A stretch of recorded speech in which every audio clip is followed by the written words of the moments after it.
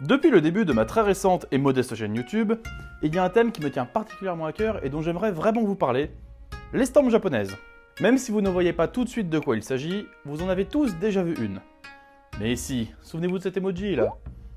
Et puis, vous avez tous forcément déjà vu cette vague, dont est naturellement inspirée cette chose. Et pourtant, je ne compte pas vous parler d'estampes connues. Je compte en effet vous parler du maître incontesté de cet art.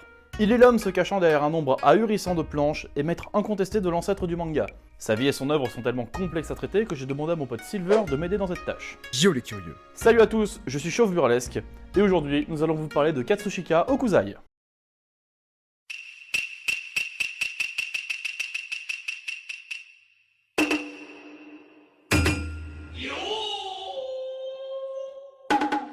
Katsushika Okuzai est né en 1760. Il a très vite développé les talents nécessaires qui le promettaient à une grande carrière. À travers ses estampes, il fera découvrir le quotidien des Japonais aux yeux du monde entier. L'ensemble de ses œuvres s'inscrit dans un mouvement artistique particulier. Lukiyo-e,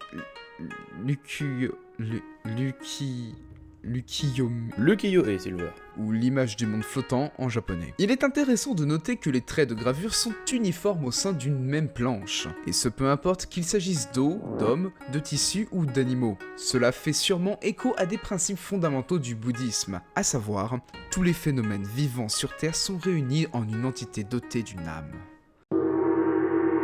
1854, l'ouverture du Japon sur le monde. Le Japon est un pays qui a été très longtemps réputé pour son total isolement pendant l'ère Edo, de 1603 à 1868. Cet isolement a commencé à prendre fin en 1854, lorsqu'une flotte américaine a forcé l'accès au port pour l'ouvrir aux baleiniers et aux commerçants américains. Certes, les Américains jouent les grosses brutes depuis plusieurs centaines d'années, mais c'est grâce à ça que le Japon s'est complètement ouvert au monde. Il a pris conscience de son retard technologique sur les autres pays et s'est mis à commercer librement avec le monde extérieur. En un rien de temps, l'Europe va finir envahie d'objets issus de la culture japonaise, notamment à Paris où cette dernière a énormément de succès. Claude Monet était un passionné d'estampes traditionnelles. Sa collection personnelle comptait de nombreuses œuvres d'Okuzai, qui n'ont cessé de l'inspirer pour ses propres travaux. C'est également le cas d'Elgar Degas. Ses études de mouvements de femmes à leur toilette sont énormément inspirées des travaux du maître japonais. Okuzai devient très vite le principal relais de la culture japonaise en Occident. Son œuvre est estimée à plus de 30 000 planches. Réalisée tout au cours de sa vie, il faut dire que tout le destinait à un tel succès. Dès sa jeunesse, il travaille auprès d'un maître xylographe. La xylographie est un procédé de reproduction d'une image sur un support tel que le papier, via l'empreinte d'une gravure reproduite par l'impression. En somme, une sorte de gros tampon sur du tissu, et voilà. À 14 ans, le jeune Okuzai est repéré par son maître, il lui reconnaît un immense talent et lui confie rapidement des travaux importants.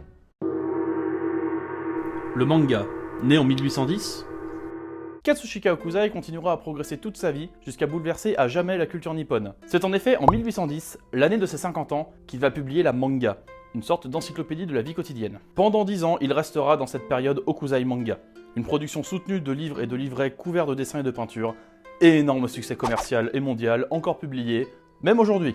Manga signifie d'ailleurs à l'origine dessin sans but ou esquisse rapide, ce qui n'est totalement pas le cas des productions actuelles. Les mangas d'Okuzai seront très utiles aux autodidactes afin qu'ils apprennent à dessiner tout en s'amusant. Qui plus est, ils servent également de catalogue pour tous les artisans en perte d'inspiration. Ces recueils contiennent des scènes historiques, des scènes mythologiques, religieuses, scientifiques, des caricatures et même des dessins techniques. Formant une véritable encyclopédie du mode de vie japonais, ces recueils sont sans cesse exportés en Occident, qui découvre d'ailleurs cette culture depuis seulement quelques années, je le rappelle. Anecdote rigolote, Okuzai a également produit des estampes... coquines. Elles étaient interdites à la vente, mais bon, elles circulaient sous le manteau. On trouve ça dingue quand même qu'un art aussi populaire que le manga ait des origines aussi anciennes, qui cartonnaient déjà à l'époque. 1820-1834, la surproduction. C'est une période très importante dans la vie d'Okuzai. Il s'agit de sa période la plus prolifique. Il dessinait énormément de paysages dans ses différents points de vue. Peu de choses à dire sur cette période, si ce n'est qu'il a perdu plusieurs proches durant cette partie de sa vie. Et cela semble se ressentir dans ses œuvres, souvent similaires dans le style et la coloration. Un peu comme si un vieil homme endeuillé ressassait sans cesse les bons moments passés avec la personne disparue. Okuzai est un peintre de la nature et on ressent énormément la puissance des éléments dans ses œuvres. D'autant plus que dans la religion Shinto, la nature est l'élément divin. C'est pour ça que l'homme est toujours représenté très petit, Clairement, il ne domine pas son espace. C'est plutôt lui qui est menacé d'être broyé à n'importe quel moment. Cependant, malgré sa supposée fragilité, il fera toujours partie intégrante de ce qui l'entoure, laissant ainsi transparaître une sorte de fusion entre l'homme et la nature. Cela donne à toutes ses œuvres un côté très uniforme, une nature puissante mais totalement maîtrisée, qui n'est pas là pour menacer l'homme. Ça donne aux œuvres d'Okuzai un côté très zen qu'on retrouve énormément dans la culture asiatique. 1834-1849, la dernière pierre de l'édifice. Okuzai a déménagé plus de 90 fois dans sa vie. Cela explique tout naturellement la grosse quantité de planches qu'il nous aura laissées. Énormément de paysages, très variés, vus sous des angles extrêmement différents. Le caractère prolifique de son œuvre a clairement été mené par ses déplacements. C'est à cette période de sa vie qu'il crée les 100 vues du mont Fuji, déclinées en 3 tomes. En 1834, à 84 ans, il livrera pour la première fois son credo d'artiste. Il est extrêmement long, donc je vais me permettre de vous le lire. Depuis mes 6 ans, je dessine les choses qui m'entourent. Depuis mes 50 ans, je publie sans discontinuer des œuvres en grand nombre. Pourtant, mes travaux avant mon 70e anniversaire étaient insignifiants. Ce n'est qu'à mes 73 ans que j'ai compris quelque chose de l'anatomie des animaux et des plantes.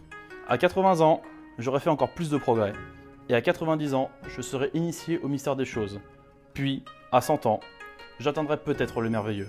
Pour, à 110 ans, parvenir à représenter chaque point de manière vivante. Puisse le dieu de la longévité veiller à ce que ma conviction ne reste pas lettre morte. Et c'est chose faite.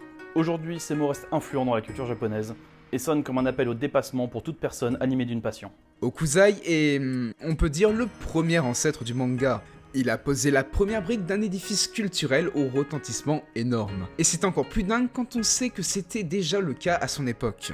Et le plus beau avec son credo d'artiste, c'est qu'il est applicable à toutes les disciplines. Il considère l'absence d'évolution comme la fin de tout progrès personnel. Et on peut même étendre cette philosophie non pas seulement à nos passions, mais aussi à nos vies de futurs adolescents, futurs adultes, voire même futurs parents. On ne maîtrise jamais totalement quelque chose. On grandit, on mûrit avec l'expérience. À travers son œuvre, Okuzai nous invite à penser comme lui, à embrasser sa philosophie pleine de modestie, afin de comprendre qu'un vrai maître reste avant tout un éternel étudiant.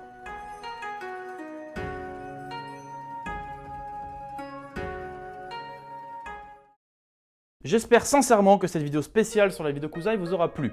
Et je tiens à remercier du fond du cœur Silver de m'avoir aidé dans ce projet. Merci à toi, Chauve, de m'avoir invité sur ta chaîne. Si vous voulez le suivre, je vous ai mis dans la description le lien de la chaîne de Pokémon Trash où il officie maintenant depuis plusieurs mois, et surtout le lien de sa chaîne perso. Allez vous abonner, c'est vraiment que du bonheur. Il est rare que j'insiste autant sur ce point, mais partagez la vidéo. En effet, je trouve extrêmement dommage que l'œuvre d'Okuzai ne soit pas connue en France, malgré toute l'influence qu'il a eue sur un média aussi populaire que le manga. Je vous laisse vous abonner à ma chaîne et à mon compte Twitter pour suivre toutes mes actualités, et notamment la sortie du prochain épisode à découvert, qui devrait normalement sortir le mois prochain. Et surtout, sous cette vidéo plus que sous toutes les autres, votre avis est important. J'ai vraiment besoin d'avoir vos retours sur cet épisode très particulier, parce que j'aimerais un jour vous en produire un autre. Je suis également extrêmement actif sur ce serveur Discord, n'hésitez pas à y passer, c'est avec plaisir que je vous réponds. Je tiens également à vous prévenir que le rythme de parution de mes vidéos risque d'être légèrement ralenti. En effet, je vais bientôt rentrer en période d'examen et que c'est bien beau de s'amuser sur YouTube, mais réussir ses études, c'est extrêmement important. Sur ces bonnes paroles, je vous fais une bise barbue emplie d'amour viril, et une bonne vie, et à la prochaine tout le monde. Je vous dis à plus et restez curieux.